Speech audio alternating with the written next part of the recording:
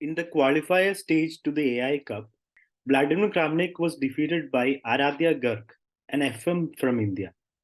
It was a shocking defeat for Kramnik, and Aradhya Garg also took to Twitter to share his thoughts on the game and to thank Kramnik for congratulating him.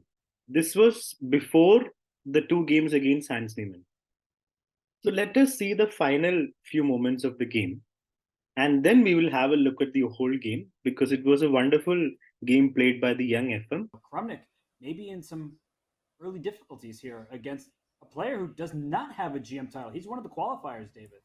Yeah, I was going to ask this actually a second ago. I noticed the FM title next to his name, and I mean I've seen his name before. I think I might have seen him playing on chess.com. But yeah, either way, he's earned his spot here, and this could be one of the big shocks. Queen b6 last move, dodging the queen trade.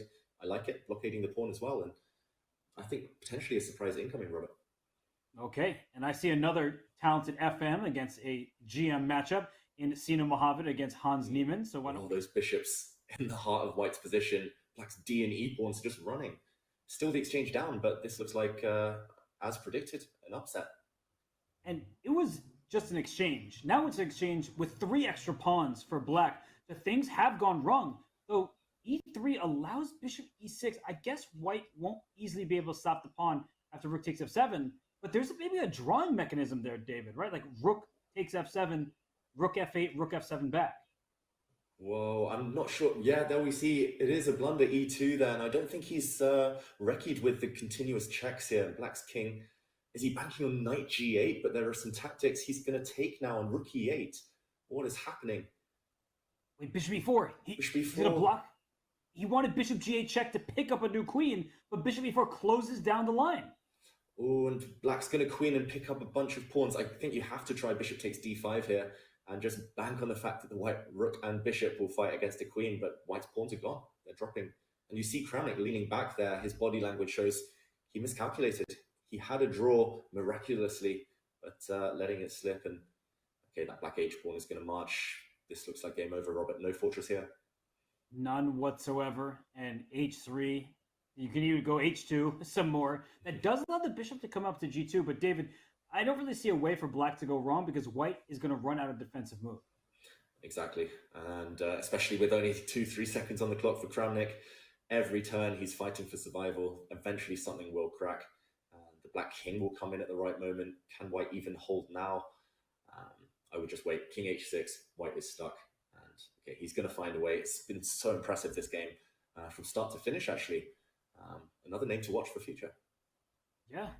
Aradhya Garg with what seems to be a... Oh, that's a nice finisher. Just making sure you get that next queen. Beautiful. And there we see black does take the win.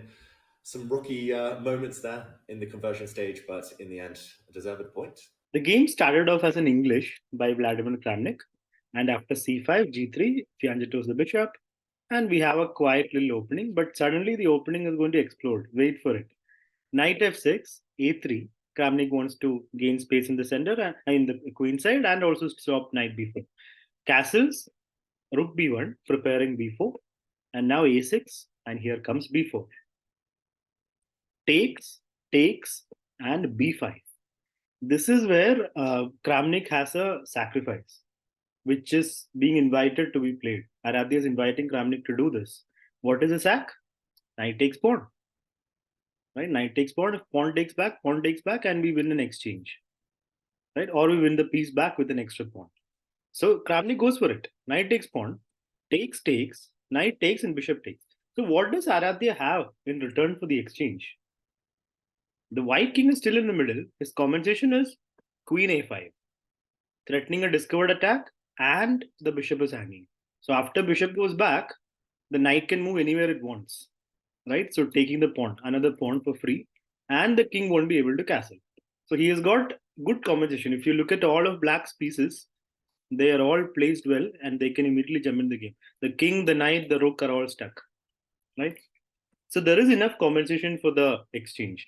Takes, and material-wise, it's one pawn and it's completely equal pawns. So it's just an exchange up for Kramnik. If Kramnik can untangle his pieces somehow get the king up and rook in, then yeah, no compensation for black. So pawn d5, queen e1, trying to exchange the queens. Queen goes back, blockading the pawn, queen b4, and now bishop f5. So black pieces are very good coordination.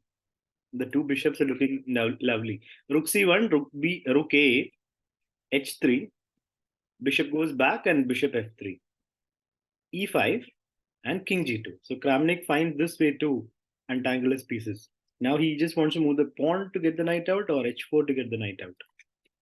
e4, bishop g4, he gives up a pawn. Okay, he first Aradhya takes the b pawn, which is more important. It's a pass pawn, and now rook check, takes, and after queen b3, bishop out, pawn h4. Kramnik is finally able to get his pieces out. Right, knight h3 is finally possible, but at the cost of one more pawn. So now, if you count the material, it's still an exchange for white, but now black has got 2 pawns for it. So black is in a better position suddenly. So Kramnik got outplayed there by the effort. Bishop takes e2. So it's 3 pawns for the exchange. Queen takes, bishop takes, and we have an endgame. 2 pass pawns for black. Rook b1, bishop goes to e3, and now this is where the game becomes really exciting. Aradhya is only 20 seconds. Kramnik is 1 minute and a few more seconds. And now king g7, rook b7, bishop check, king moves, pawn h6. He makes space for the king to get out of there. I mean, he makes space for the king to move because bishop e6 and rook f7 is coming. Right? So king h8, and if rook check, king has to have some space to move. So he goes there. Knight f4, bishop takes, pawn takes, and now Aradhya puts all his hopes on the e pawn. And how do you stop it? You'll have to go very passive to stop it, right? And Kramnik wouldn't want to do that. I mean, then black would easily be winning with the d pawn coming down the board. So here bishop e6 comes. Now what to do? Aradhya played pawn e2. The correct move is just king f8, calm and cold king f8, but that's so difficult to play, right? So Aradhya believed in the win. I mean, that he's going to win. He goes e2. He believes that the rook has to go back, but then you win a piece, right? So rook f7, king h8, rook f8. Is that a draw? So that's what happened. Rook f7, king h8, rook f8. If king comes back, it is a draw. Right? It is a draw for white cannot do anything. No? White cannot do anything other than repeat because the pawn is promoting. And black can't do anything. So king g7 or king h7 was a draw. So what did Aradhya do? He played knight g8. Anyway, it's a draw. He gives up the piece. This is the point. That is very nice from Aradhya. Yeah? That Kramnik didn't expect probably. I mean, this is with very low time, 11 seconds, and you expect this to be a draw, and then suddenly the guy plays knight g8. The point being, after rook takes, if bishop takes, then promotion.